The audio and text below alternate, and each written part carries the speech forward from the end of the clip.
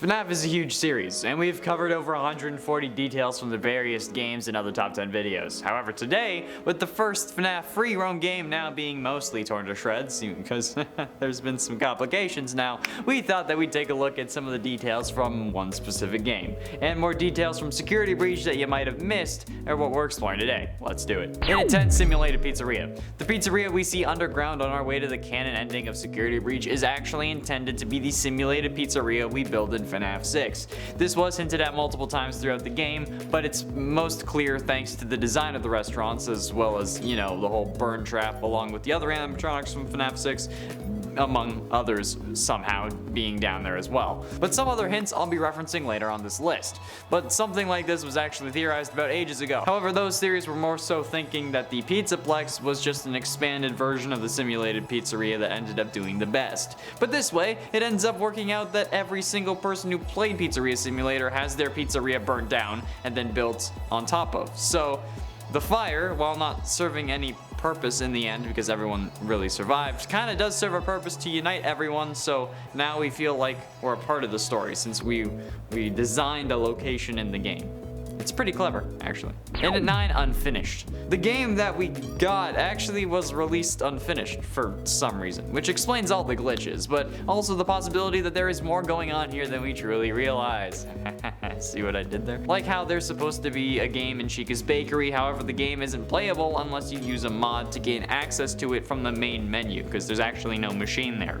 Other than that, you can't play it. But there are duffel bags that reveal that this game, along with Balloon Boy World and Monty's Gator Golf, have something odd going on with them, which to me seems like there's another ending or something that these were building to, or like perhaps glitching them all out would have done something else. But of course the game is unfinished, so we can't know for sure. As to when the game will be finished, unsure if it ever will be, actually, and the fact that it's unfinished could just be an excuse as to why it's so trashy. But it's currently unclear. We'll only know with time, unless someone from Steel Wool actively says that it's not gonna happen. And at 8, security level 8. Now, the highest security level that you can get access to is level 8. This requires you to do every one of the like little security room mini games. However, with level 8 being the highest you can actually achieve, it begs the question, why are there doors with level 10 security? Because if it's actually impossible to achieve, what's the point of giving them a security level at all? I mean, there are doors that are actively locked and do not open at all. Why not just make the doors that you would have made level 10 just unopenable? Seems more efficient. Like, I can think of 2 explanations for this that make sense. Firstly, they could be saving these areas for potential DLC that would add 2 more security passes, since if you end up no-clipping past these doors with the level 10, there's nothing behind them at all. Like, it's just, there's nothing. The second idea would be because having impossible to achieve security clearance suggests that there are people who are able to gain access to these sections instead of just blocking off everywhere we can't go, which is understandable from a world building perspective. However, now it leaves us with questions like this. And at 7, power-ups. Apparently, there are multiple different power-ups you can get throughout this game.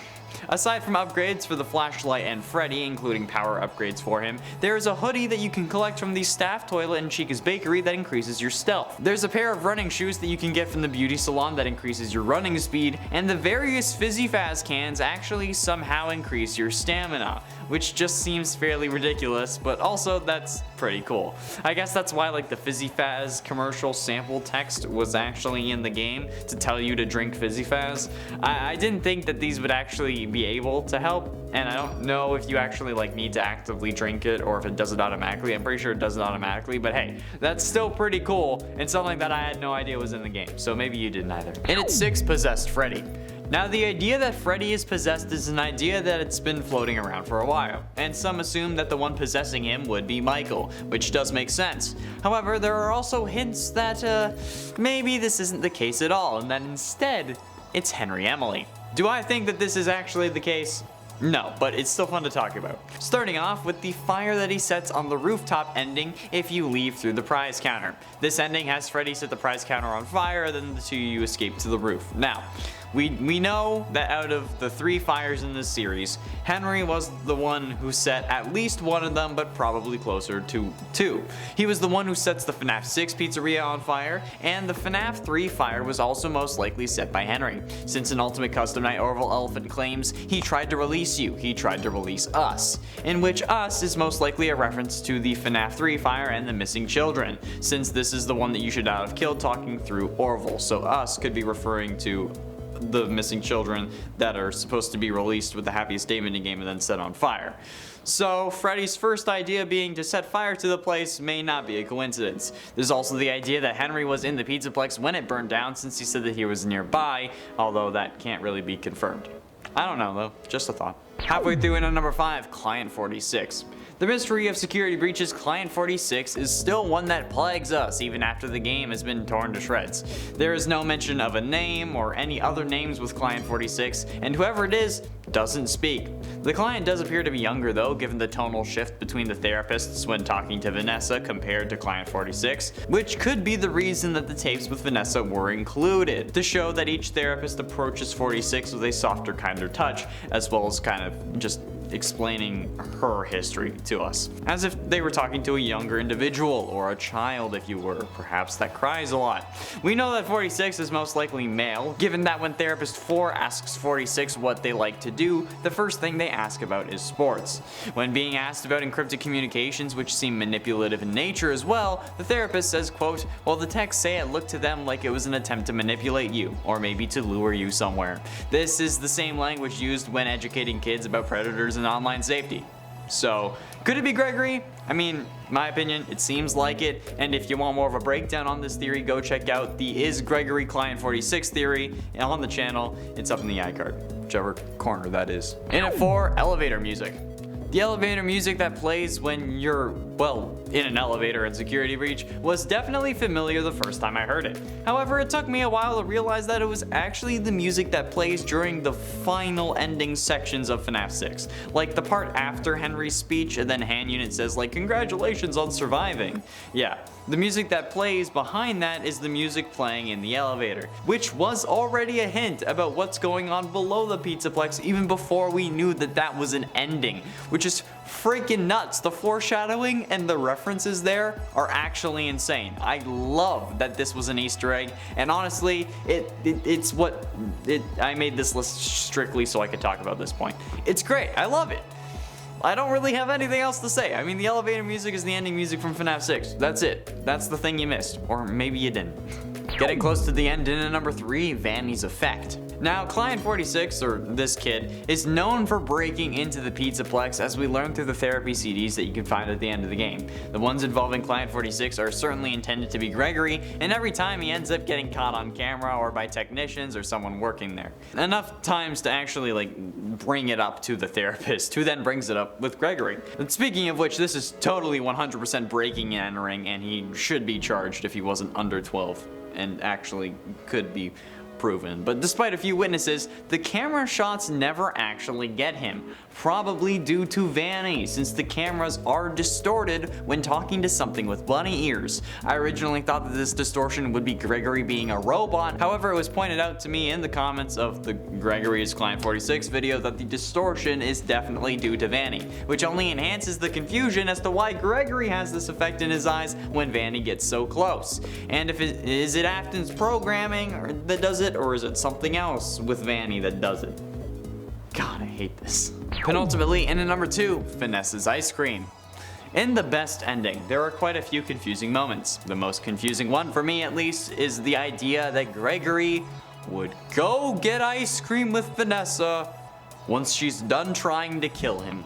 Okay? Why would you do that? She's been trying to murder you for 6 hours! Some seem to think that it's because they're related, or representing the dead Afton kids, and thanks to MatPat, there is a little more evidence to the latter.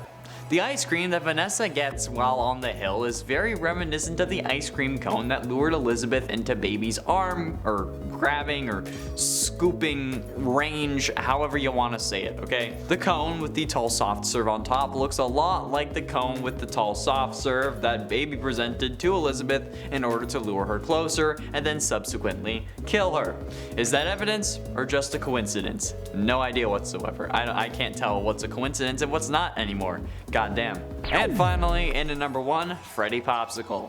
On the topic of hidden details in the best ending, Vanessa isn't the only one with a potentially symbolic dessert option in her murderous little hands. Again, thanks to MatPat for pointing this out, Gregory also has a popsicle, a Freddy Popsicle to be exact. And yes, I said murderous little hands because Gregory straight up kills Vanny in the Phaser Blast ending, so chill. It's like one of those SpongeBob popsicles that never looks right, but instead this time it's Freddy Fazbear. And the lighting makes it look very yellow in color, as if it was a reference to a certain yellow bear that could have had something to do with Crying Child's death. If this was meant to be Crying Child, this could be a good way of indicating that, but not only is it good, but it gets better. Gregory has taken a bite out of the head of the popsicle, which could also be a reference as to how he met his unfortunate fate. I think the only way that this could have been clearer and really have like stuck with us and like proved it was if it also started melting and had like tear streaks down his face made out of melted ice cream. Just saying, that would have been like 100% definite at that point. Nobody would have been able to deny it. It would be confirmed. That's all the time we have today, friends. Thank you all so much for watching. I have been and shall remain Connor Monroe, and I'll see you in another video.